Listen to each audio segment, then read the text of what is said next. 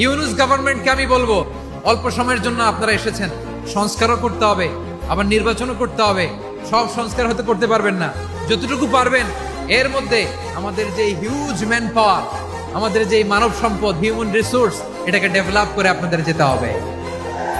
যেটা পারবেন না সেটাকে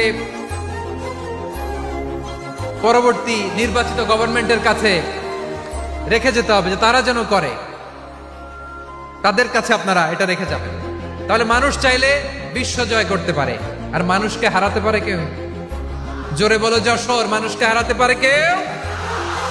আল্লাহ আমাদেরকে জনসংখ্যা দিয়েছেন প্রিয় ভাইয়েরা।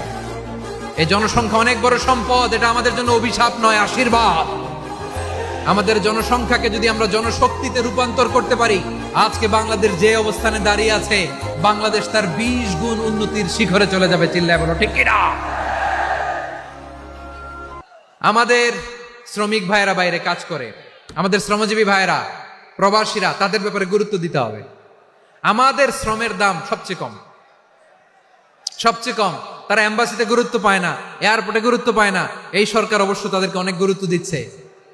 আমাদের অদক্ষ শ্রমিককে যখন আমরা দুবাই পাঠাই, অল্প বেতন পায়, কিন্তু ইন্ডিয়ানরা দক্ষ শ্রমিক পাঠাইলে তার 3 গুণ বেতন পায়।